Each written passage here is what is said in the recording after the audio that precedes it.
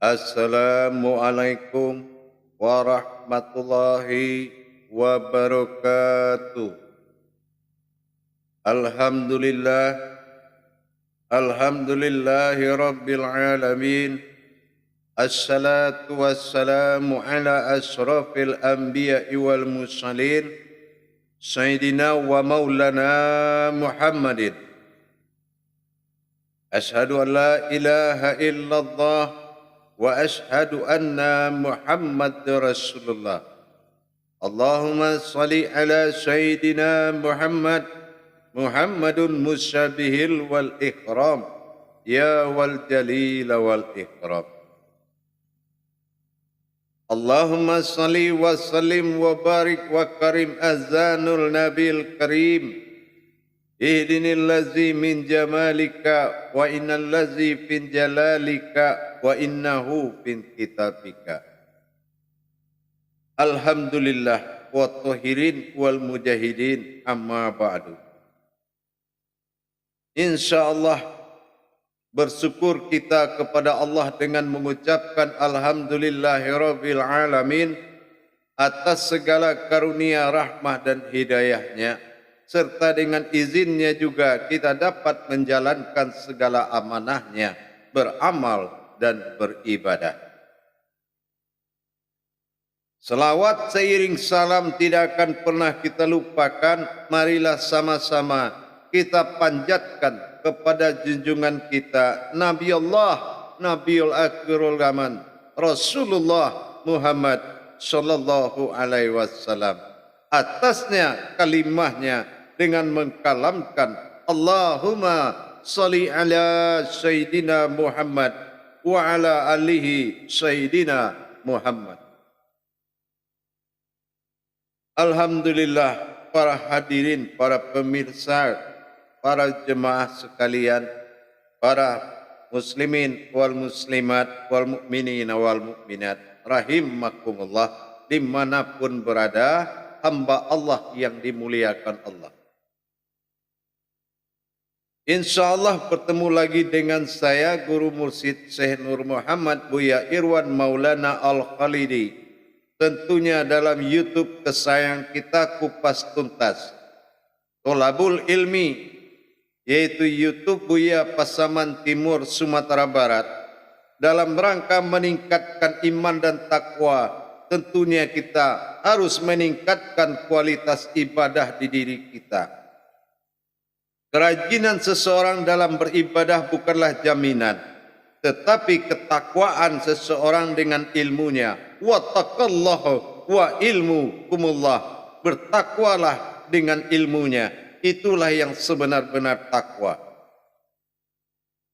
Baik, insyaallah dalam majelis zikir Ma'rifatullah ini saya akan berbagi lagi wawasan, yaitu lanjutan daripada 4 zikir, daripada 4 makom sebagai jalan tauhid kita kepada Allah Subhanahu wa taala. Kalau jalannya benar, pasti tajalli batinnya, tajalli sirnya akan bagus. Tapi kalau jalannya rusak, ilmu apapun tidak akan bisa bertajalli. Karena yang mahal itu adalah mentajalikan diri, itu yang paling mahal. Kalau tahu, sekedar tahu, semua orang juga tahu. Tapi untuk membuktikan dan memperjalankan tidak semudah yang diucapkan. Insyaallah pada tayangan dan waktu kesempatan ini kita lanjutkan, yaitu pelajaran berikutnya yang yaitu pelajaran tentang zikir tarekatnya. Alhamdulillah para jemaah, pada lanjutan zikir tarekat ini insyaallah mudah-mudahan akan menambah derajat ibadah kita kepada Allah. Baik, berbicara kalau masalah mengenai zikir tarekat, bukan arti katanya kita zikir bertarekat, bukan. Ini adalah zikir makom tarekat, bukan zikir kita bertarekat. Nah, ini perlu digarisbawahi. Tarekoh ya, beda. Ini adalah zikir tarekat. Nah, dikatakan zikir tarekat itu adalah zikir yang sifatnya memandang. Nah, bagaimana yang dikatakan memandang kalau tarekoh adalah memperjalankan? Nah, sekarang bagaimana kita memperjalankan sesuatu yang tidak kita lihat? Nah, inilah makom dia, adalah makom yaitu penyaksian. Baik, kalau kita bicara zikir tarekat, sering disebut dengan zikir Allahu Allah. Nah, di sini kita harus paham apa makna daripada kalam Allahu Allah. Nah, kalam daripada Allahu Allah ini perlu kita telusuri baik-baik. Perlu kita pelajari baik-baik. Jadi jangan kita berpikir, oh rupanya tulisan Allah ini hanya untuk nama Tuhan saja. Bukan. Di balik tulisan Allah ini, itu terukir jutaan sejarah. Bahkan hitungannya sudah tidak bisa kita hitung. Banyak sejarah yang tersembunyi di dalam tulisan Allah itu. Tulisan alif, lam, lam, ha. Mau mengenal siapa? Mau membaca ayat apa? Mau makrifat apa? Mau kodrat apa? Itu ada di dalam kalimat itu. Luas sangat. Kalau umpamanya seluruh harfiahnya kita hilangkan tulisan alif lam lam ha itu, apa kita baca? Pasti kita baca ilah, artinya sudah Tuhan, tunggal wahid. Kalau kita hilang alifnya, laha, kekuatanku. Nah, dan sangat banyak maknanya. Mencari diri, dia akan bersifat pada tulisan alif lam lam ha. Asma Allah tidak sedikit, sifat Allah jumlahnya banyak, alif kodratnya juga banyak. Nah ini juga ha, afalnya banyak. Nah di sini kita kaya dengan ilmu. Jangan berpindah ke kitab manapun. Al-Quran itu jaminan dan pedoman umat Islam. Selagi Muhammad itu Rasulmu, selagi Allah Tuhanmu, harus Al-Quran kitabmu. Baik para jemaah, para hadirin yang dirahmati Allah. Mari sama-sama kita berbagi ilmu. Tidak ada golongan-golongan dalam Islam, tetapi banyak makom ibadah. Bukan makom golongan, tetapi makom ibadah itu yang banyak. Kenapa? Laksana orang melihat Islam itu peraturannya banyak, sholatnya 5 kali, zikirnya tiap menit, tiap hari, sehingga logika orang berpikir, kalau zikirnya banyak, sholatnya banyak, bagaimana dengan kehidupan sehari-hari? Itu logika bodoh. Kenapa? Karena dia belum tahu di dalam yang banyak itu kemudahannya melebihi segala kemudahan. Mungkin dia melihat sholat yang jatuh ke ibadah 5 waktu, tapi dia lupa memikirkan ada sholat yang tawafnya dari rumah sakit sehari-hari sampai jadi mayat, belum ketemu sholatnya, azannya ada di rumah sakit.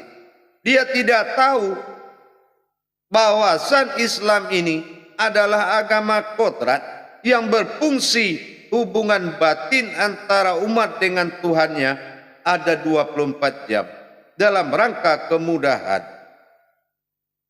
Oh, tidak mampu berdiri ada, tidak mampu duduk ada caranya. Semua memiliki hakikat. Kenapa? Karena yang dilihat oleh umat itu semuanya adalah buah dari hakikat. Bukan syariat tiba-tiba muncul. Dari mana sejarahnya takbir itu kalau tidak hakikat yang mampu menerangkan? Dari mana sejarah mengangkat tangan itu? Apa yang diangkat? Itu hanya syariat, hakikat yang bisa menerangkan. Itu adalah gerakan hakikat semua. Itu gerakan wahyu. Para jemaah yang dirahmati Allah, hadirin yang dimuliakan Allah, rahimakumullah. Jadi kalau kita berkisar kepada zikir tarekat, dinamakan Allahu Allah, maka kita harus ingat bahwasanya di usuluddin sudah ditetapkan Allah menjadikan dua perkara. Kita kutip daripada Yasin 82 yang mana innama amruhu, atas nama ruhku sendiri kata Allah, sayan arada, maka kujadikanlah lahu sebuah kodrat kun. Apa yang dikatakan kun adalah apa yang dikatakan daripada fayakun adalah hu. Nah ingat, jadi kalau jadi aku maka jadilah dia, maka di sini kita ingat kodrat Allahu Allah itu adalah kodrat, adalah sifat dua zat. Mana yang pertama zat itulah kunah, mana yang dikatakan zat alam itulah kunal.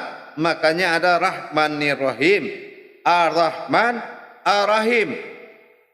Ya, Ar-Rahman itu adalah zat kunah, sementara Ar-Rahim itu adalah zat kunal. Zat yang ajadikan, Ar-Rahim adalah zat kunah, Ar-Rahman yang zat kunal.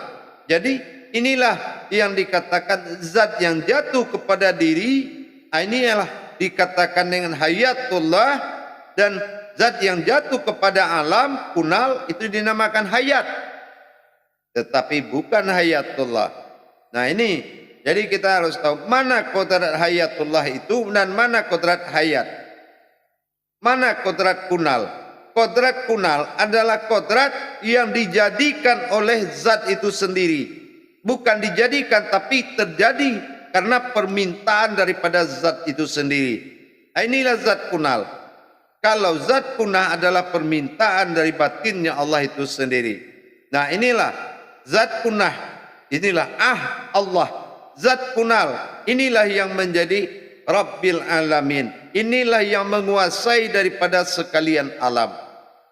Sementara zat kunah adalah zat tunggal diri yang kodratnya asal muasal daripada wujud Muhammad awal jadi.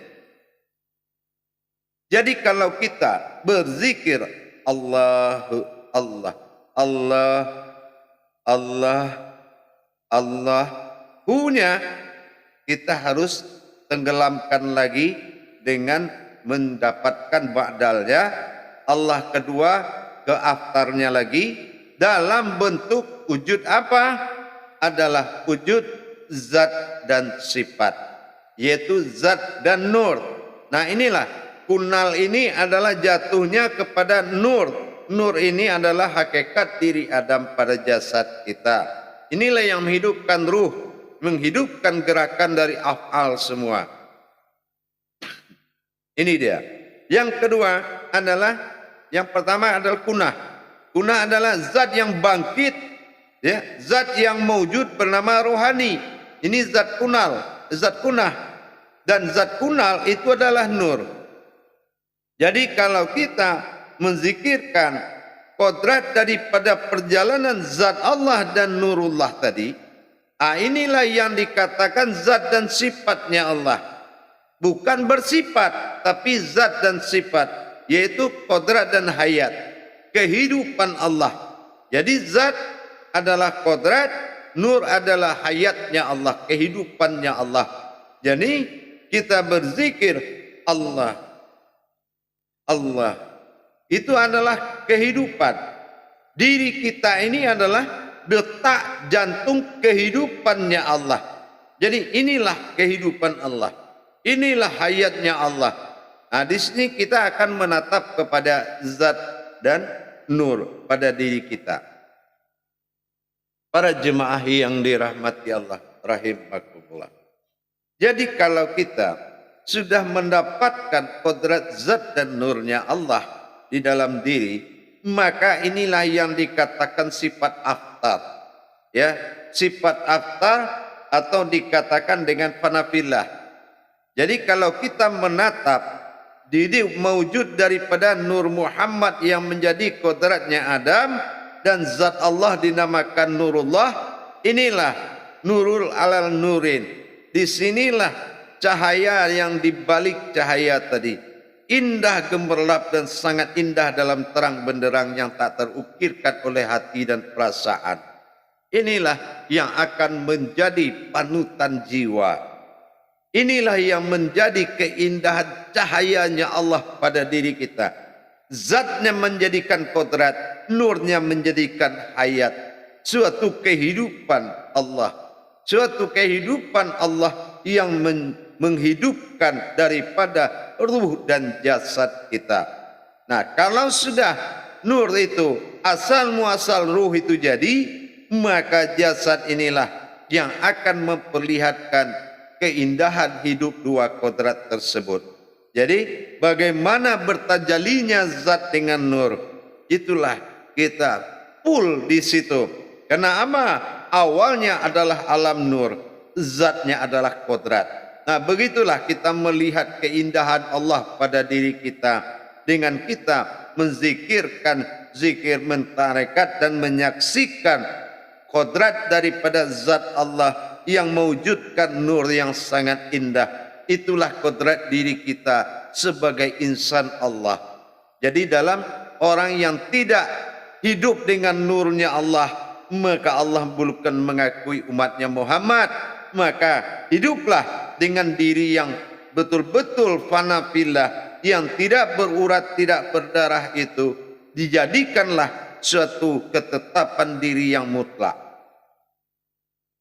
Para hadirin, para jemaah yang dirahmati Allah, rahimakumullah dimanapun berada.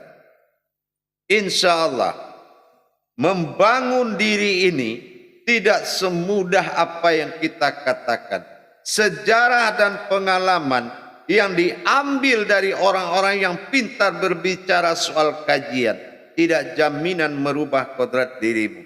Tapi pandanganmu, ingat, dikala kamu memandang berarti kamu menyaksikan Allah melihat cahaya dirimu benar-benar muncul dari zat dirimu sendiri sehingga meliputi sekalian alam.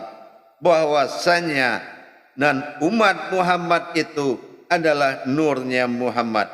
Ingat, umat Muhammad itu adalah nurnya Muhammad.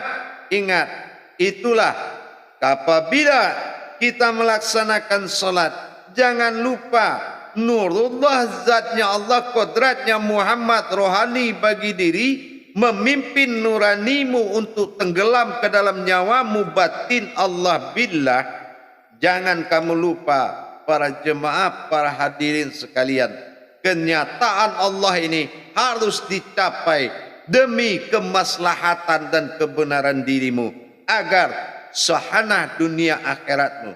Biarlah semua cerita tidak ada persoalan, tetapi kenyataan Allah inilah yang harus dibangun di dalam diri kita. Hadirin para jemaah rahimakumullah, para kerabat dan sahabatku dimanapun berada. Kalau kita sudah mendapatkan diri hakikat, bagaimana kita membangun makom-makomnya kodrat-kodrat Allah dalam diri kita, semakin indah, semakin kuat, semakin bagus, maka semakin derajatmu meningkat. Kenapa? Apabila rohanimu masih kecil di mata Allah, apapun doamu adalah doa yang terendah yang tidak berderajat. Tapi kalau rohanimu sudah bagus, tinggi dan berderajat, maka apapun yang kamu inginkan sebelum kamu berdoa, maka Allah sudah kabulkan. Para hadirin, para kaum muslimin dan muslimat rahimakumullah. Jadi kalau kita sudah berzikir Allahu Allah, artinya zat dan nur meliputi sekalian alam, maka kita sudah mewujud di dalam kerangkanya umat Muhammad, yaitu nurnya Muhammad adalah wujud asal insaniah kita ada. Insya Allah kita dirikan kodrat itu tersebut. Agar apa? Agar benar-benar kita menjadi mutlak sebagai batiniahnya Allah. Inilah yang dikatakan wujud Allah pada batin, maujud Muhammad pada rohani, nyatalah Adam pada nurani. Inilah. Jadi kalau sudah kita mendapatkan kodrat yang dua tadi, hakikat Allahu Allah itu adalah zat kunah dan zat kunal, maka kunal ini menjadi sifat bagi Allah dan kunah menjadi zat baginya Allah. Inilah yang dikatakan Allahu Allah. Bukan Allah itu dua. Jadi kita harus meningkatkan pemahaman kita dan ingat yang naik turun itu hanyalah sebuah tajalli, bukan pikiran ingatan ke situ, bukan zikiran kepada turun naik yang dizikirkan, tetapi tajallinya adalah ke bawah, Allah ke atas, Allah ke bawah, Allah ke atas, bukan ke bawah ke atasnya yang dikaji, tapi pandanganmu berangkat didorong oleh daya batin yang naik turun. Bukan naik turun yang harus diingat, tapi batin naik turun membawa marifatmu mencapai kodrat zat dan kunalnya. Kunah dan kunalnya. Ini yang harus dicapai, pul nurnya. Zat bergetar, batin nyutnya. Batin itu adalah gubnya. Batin itu adalah gasnya. Jadi kita bagaimana meningkatkan kodrat batin maujud pada zat dan hayat dalam nur. Inilah yang harus menjadi getaran kehidupan Allah. Inilah hayatullah itu. Insya Allah dalam zikir tarekat ini benar-benar kita mendapatkan lahutnya karena hidayah karomahnya sangat tinggi. Zikir Allahu Allah memiliki getaran yang sangat kuat. Insya Allah mudah-mudahan semakin kita tingkatkan ibadah zikir kita, semakin hilang rasa keegoan, kesombongan kita kepada Allah. Kenapa? La maujudun illallah. Ini hanyalah perbuatan Allah semata. Ini adalah maujudnya Allah, bukan suatu makhluk yang diciptakan dari yang lain, melainkan maujud dia semata. Insanmu adalah sesaat saja. Suatu saat insanmu akan kembali kepada Tuhanmu, maka dikatakanlah di sinilah akulah yang datang, aku juga yang pergi. Insya Allah. Baik para jemaah, para hadirin yang dirahmati Allah rahimakumullah. Nanti di tausiah berikutnya yang keempat kita masuk pada makom zikir ma'rifat. Baik, syariat, hakikat, tarekat, ma'rifat. Tayangan berikutnya kita belajar tentang zikir ma'rifat, yaitu hu. Insyaallah. Akhirul kalam wa billahi taufiq wal hidayah. Assalamualaikum warahmatullahi wabarakatuh.